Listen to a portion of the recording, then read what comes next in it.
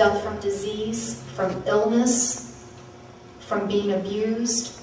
People died from old age. They were put there for life. Murder, suicides, executions. It's a perfect recipe for hauntings. Causes of hauntings or paranormal activity: sudden death. There were inmates there who had their heads shoved down into buckets of mop water, and they died. There were men that were shoved off the different tiers and fell to their death on the concrete below. Inmates would sit for hours in their cells and they would make shank, which was just a homemade type of a weapon. You could sit there with a toothbrush. You could drag it along the floor for hours and make a very sharp point, enough to go into somebody's neck.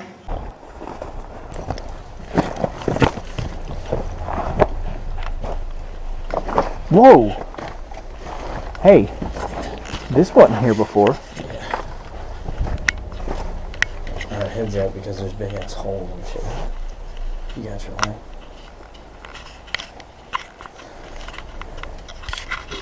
Yeah, here, use my phone.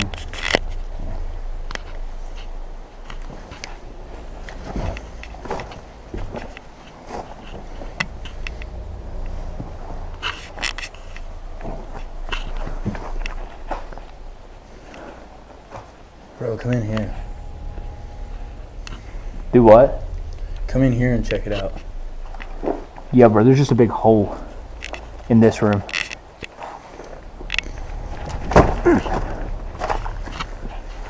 In the other room, just a big I hole. bet if we get in here far enough, I bet those people aren't gonna come in and follow us. Let's fucking mirror and shit.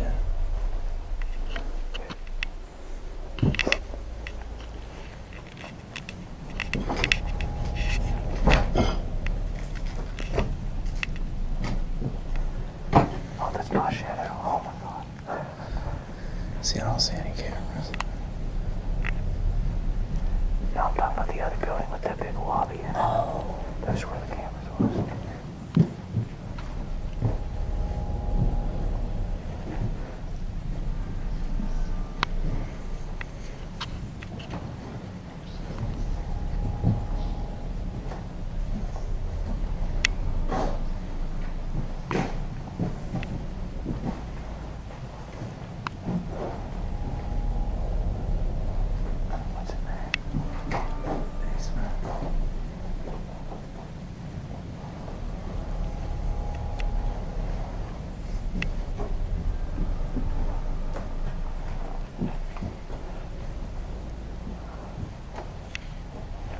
It's confusing the way it's laid out.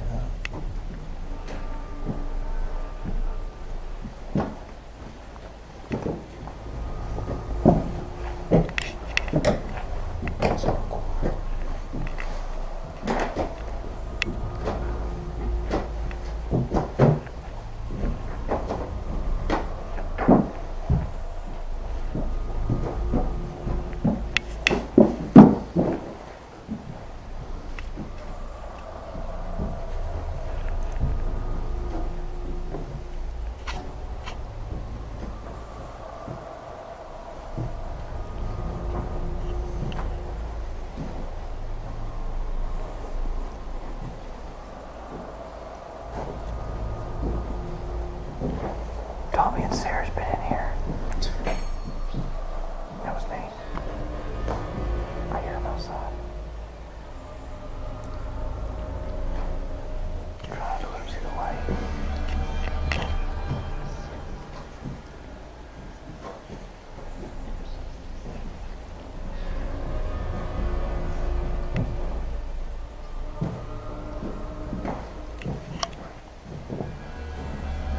Hey, bro. My camera's on right now.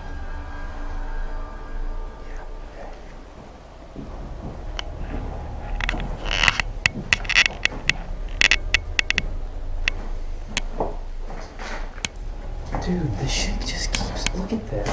Like, it's all interconnected. That's Tell me that's weird. not creepy as fuck. That's weird. It's like some straight silent bullshit. No, it really does. I told you this was a good idea. Bro, I just wonder what these rooms, like what they did with them. Yeah, really? Why are they all interconnected? Was it a hotel? There's a small bathroom. That was a bank. That makes way less sense. I know.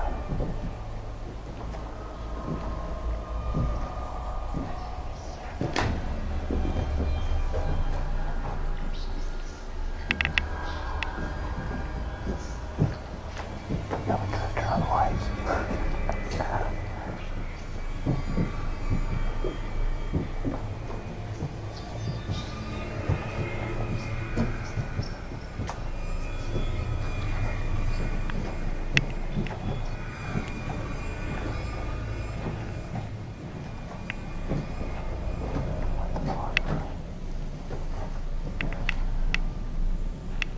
Are you kidding me? What is that? Shower. Who could take a shower like that? And look, dude. Yeah, that's so tight. This fucking bell makes me Hold on. Look at the claustrophobic. mirror. Look at the mirror. That's creepy as hell. Just get out of here. Hold on. That's, I'm gonna be able to take a selfie. Okay. Take another video.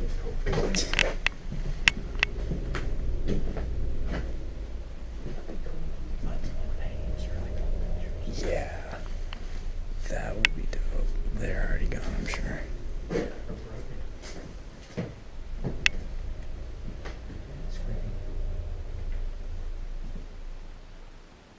What's that ring then? Yeah. The top almost looked darker. That's nice.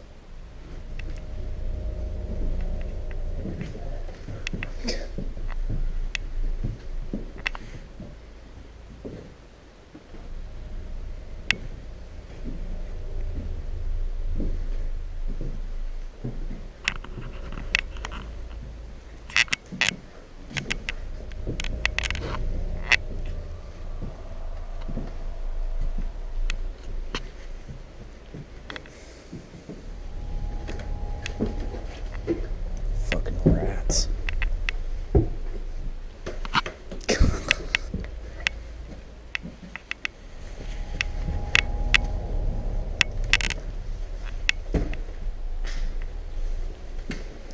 Watch your step.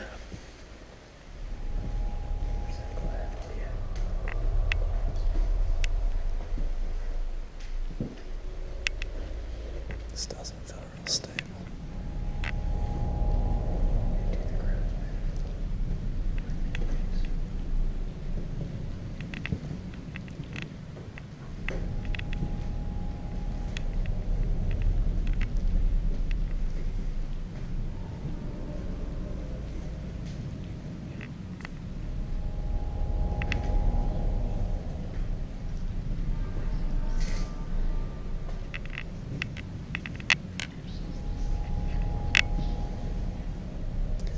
Oh, that is weird as hell. What? That's my old boxing coach. Is it? Yeah, Tommy Small. That's weird. These cards in here. What are the odds of a fucking Tommy Small business card in here?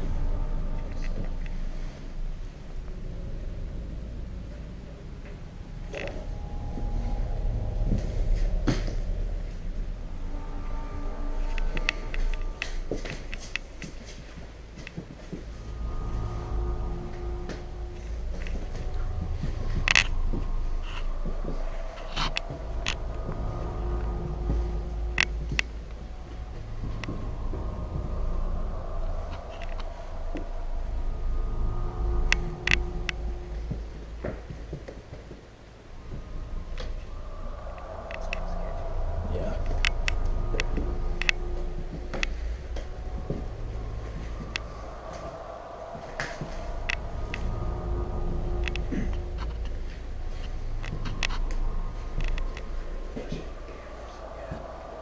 I'm sure these things like over there or something. Right, like game cameras.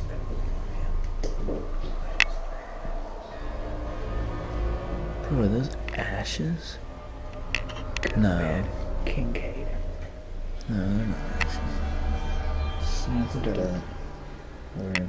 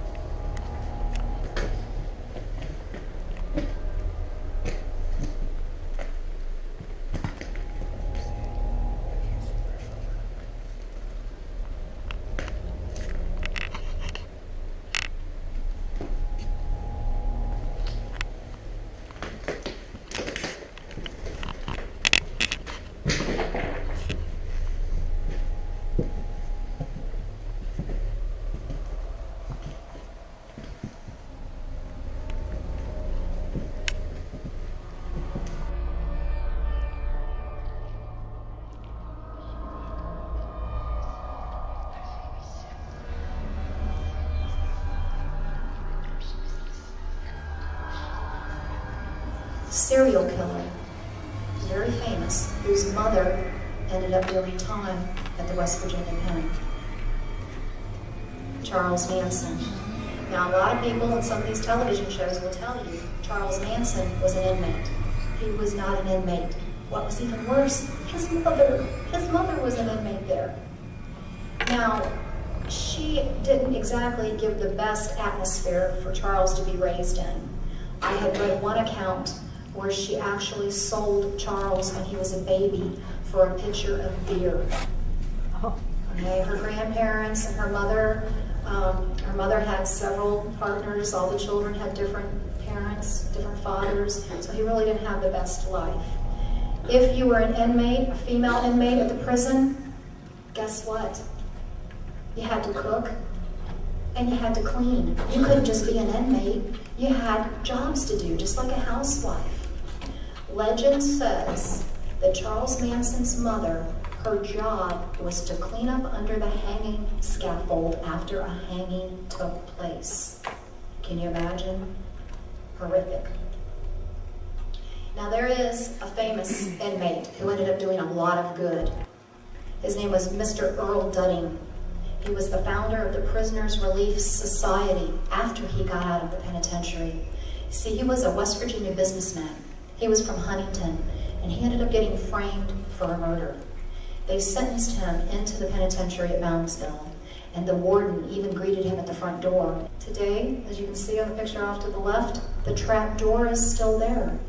It's said that the very first hangings of the penitentiary took place inside the Wagon Gate area. When you go there on a day tour, they'll take you out there and show it to you.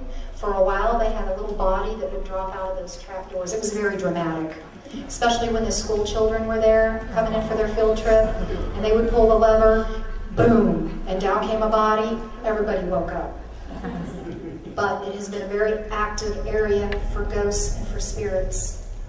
This is the building today. Now, one of the ghosts that is believed to exist in this area is the ghost of an inmate, Orville Adkins. Mr. Adkins was an inmate, and he had the opportunity of being dropped twice. The first time that it happened, I think they miscalculated his weight, and the rope broke, and he hit the concrete floor below.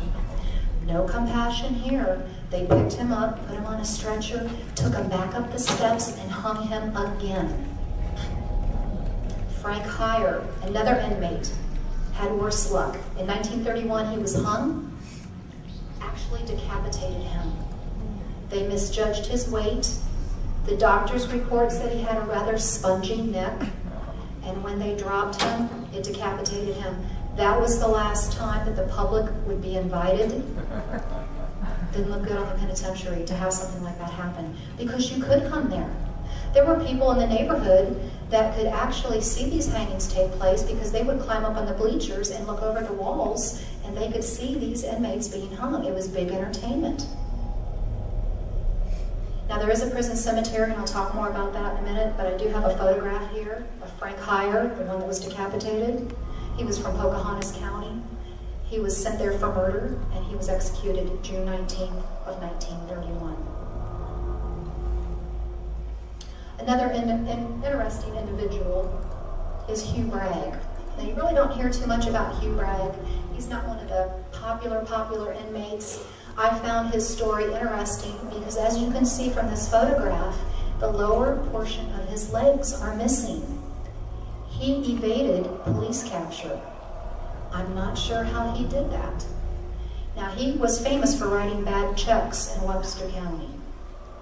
Sheriff Morton approached him, came to the house on a beautiful afternoon, and apparently Hugh Bragg escalated the matter a little bit, grabbed a shotgun, and killed Sheriff Morton. Killed him dead. He was wanted for killing the sheriff, and he was executed only 3 months and 3 days after they had taken him to the penitentiary. This photograph was not taken at the pen. It was taken at the Webster Springs Jail, the Webster County Jail, and a photograph of Sheriff Morton there. I just really wonder, how could you evade police capture? I'm not sure how he could have done that. A famous character here. This is Harry Powers. He was known as the Bluebeard of Quietdale. Now, Quietdale is just outside of Clarksburg. And back in the 1930s, this gentleman appeared to be kind of dapper. I mean, he'd be a good catch for you, right? He appeared to have some money. What he would do is he would advertise in magazines all across the nation that he was looking for a wife. This guy was psychotic. All of these women would show up in Quietdale and they would bring their children to meet him. He would kill them and he would bury them out next to his garage. Now, he ended up being the inspiration for a book that came out in 1953 called The Night of the Hunter.